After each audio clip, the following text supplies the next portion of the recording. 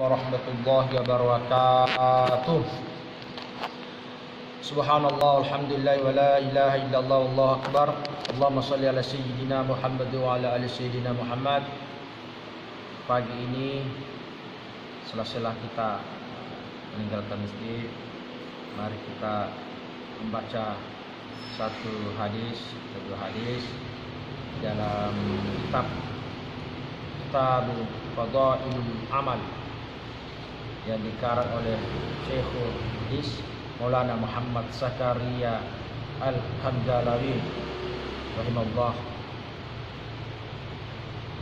penerjemah Masjid Jami Ibn Jeruk Jakarta, penerbit Asyaf, pada buku Islami, dalam bab keutamaan zikir secara umum.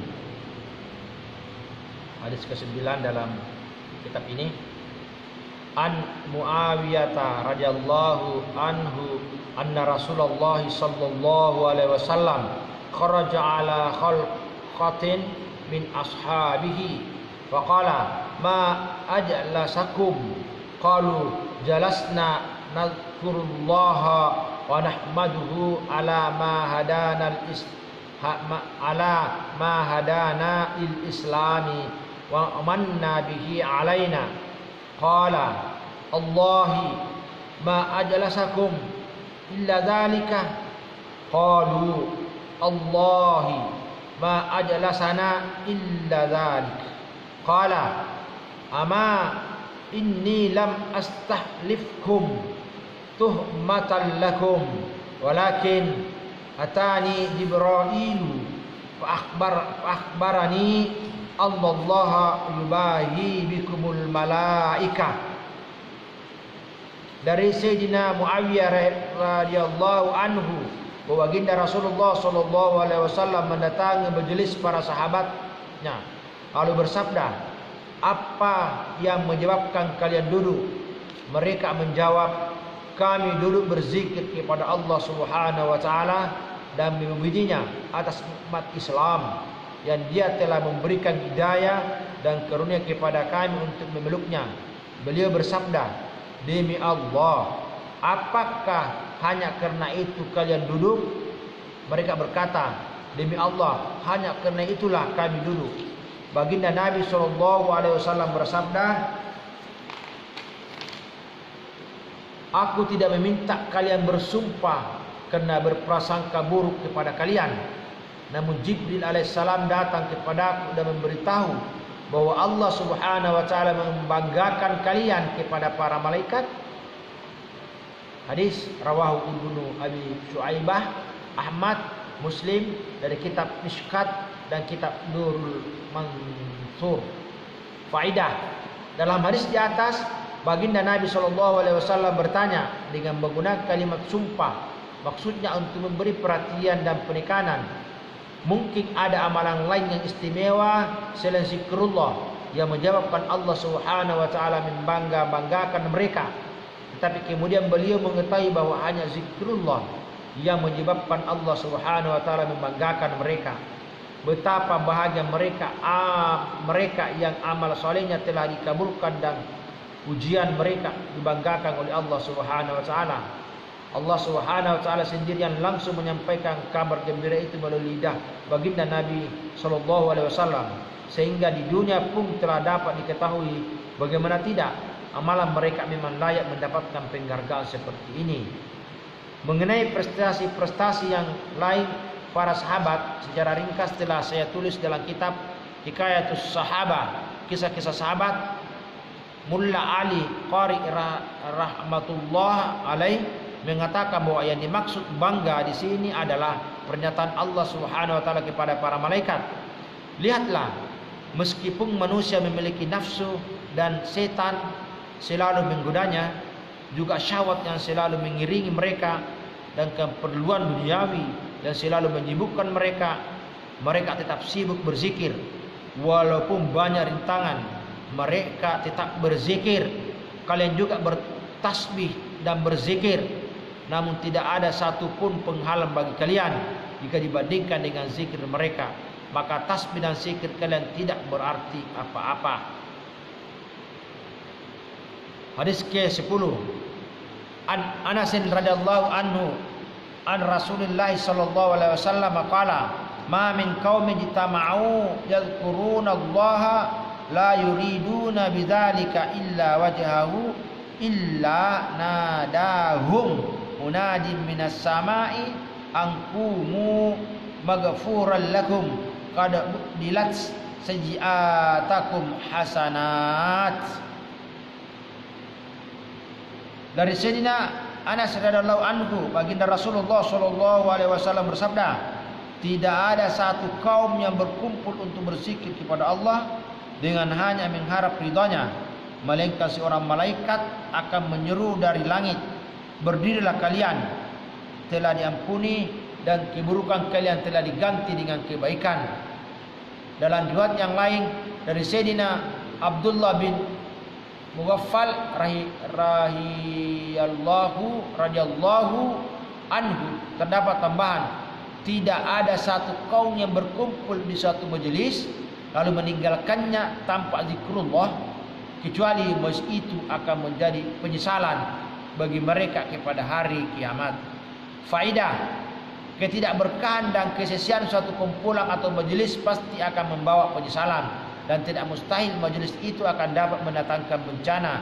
Disebutkan dalam sebuah hadis bahwa majelis yang tidak ada zikrullah atau salawat kepada baginda Nabi sallallahu alaihi wasallam di dalamnya, maka ahli majelis itu seperti bangkit dari tempat bangkai keledai.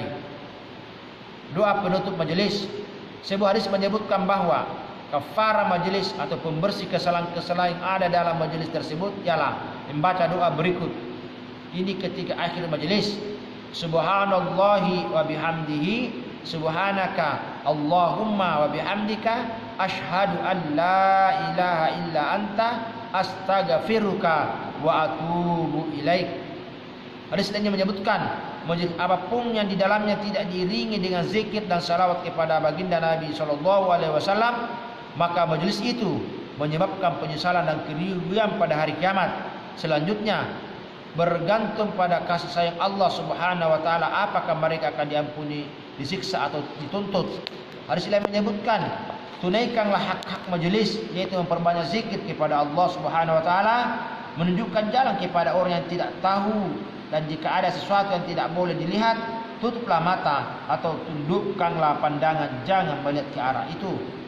Sayyidina Ali radhiyallahu anhu berkata, barang siapa menginginkan pahala amalnya ditimbang dengan timbangan yang besar, pahala yang banyak, hendaknya membaca doa berikut ini pada setiap akhir majelis: subhana rabbika rabbil izzati amma yasifun, wa salamun alal mursalin, walhamdulillahi rabbil alamin.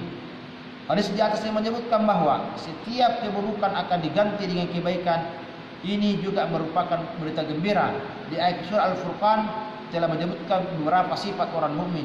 Allah Subhanahu wa taala berfirman, faulaika yubaddilullahu sayyi'atihim hasanat wa kanallahu ghafurur rahima. Mereka itulah orang-orang yang telah mengganti keburukan-keburukan mereka dengan kebaikan-kebaikan. Lalu Allah Maha Pengampun lagi Maha Penyayang. Quran surah Al-Furqan ayat 70. Beberapa nafsir dari para ulama mengenai ayat di atas. 1. Keburukannya diampuni sehingga tinggal kebaikan yang tersisa. Hal ini seolah-olah merupakan penggantian sehingga seluruh keburukannya menjadi tidak tersisa sedikit pun.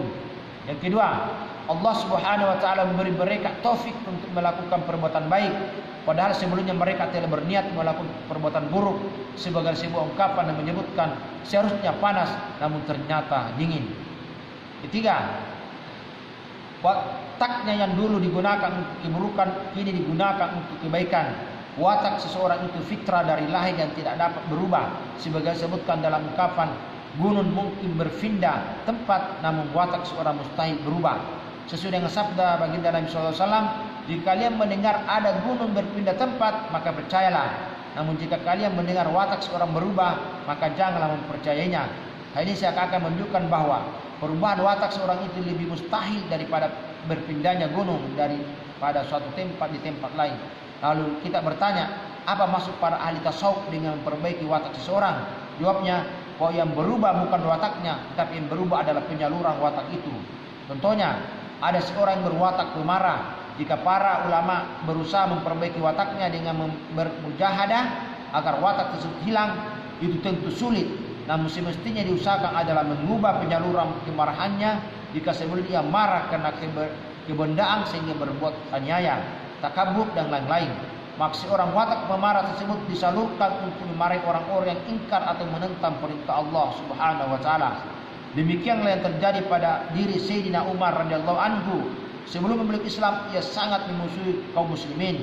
Namun setelah beriman kepada Allah Subhanahu wa taala dan Rasulnya, watak pemarah tersebut ia arahkan kepada orang-orang kafir dan fasik. Demikian juga dengan watak-watak yang lain. Setelah penjelasan ini kita dapat membuat kesimpulan bahwa maksud Allah Subhanahu wa taala mengganti keburukan dengan kebaikan adalah mengubah penyaluran watak dari keburukan menjadi kebaikan. Yang keempat, Allah Subhanahu wa taala memberi taufik kepada seorang untuk bertaubat atas dosa-dosanya, sehingga ketika ia mengingat dosa-dosa yang telah lalu, ia menyesal dan bertaubat. Dengan begitu ia mengganti setiap satu dosanya dengan satu taubat, sedangkan taubat adalah amal kebaikan. Dengan demikian jelaslah maksud keburukan diganti dengan kebaikan. 5. Jika Allah Subhanahu wa taala menyukai amal seseorang, kemudian dengan karunia-Nya Allah Subhanahu wa taala menukar keburukannya dengan kebaikan, maka siapa yang berhak menghalanginya? Allah Subhanahu wa taala pemilik yang hakiki, raja yang sebenarnya dan pemilik segala kekuasaan. Rahmatnya maha luas. Siapa yang mampu menutup pintu ampunannya? Siapa yang mampu menahan karunia-Nya? Dialah yang maha pemberi segala sesuatu, adalah miliknya sendiri. Allah Subhanahu wa taala pada hari hisab akan menampakkan kekuasaan dan ampunannya yang maha luas. Demikianlah pembacaan hadis dan ayat yang ditafsirkan ulama di dalam kitab Fadail Amal yang dikarang Maulana Muhammad Zakaria Al-Kandalawi rahimahullah. Kita tutup majelis kita dengan sama-sama membaca Subhanallah bihamdi, subhanakallah bihamdika, asyhadu an la ilaha illa anta, astaghfiruka wa atubu ilaik. Wa sallallahu ala sayyidina Muhammadin wa ala alihi washabihi wasallam. Subhana rabbika rabbil izzati amma yasifun wa salamun alal mursalin walhamdulillahi rabbil alamin. Assalamualaikum warahmatullahi wabarakatuh.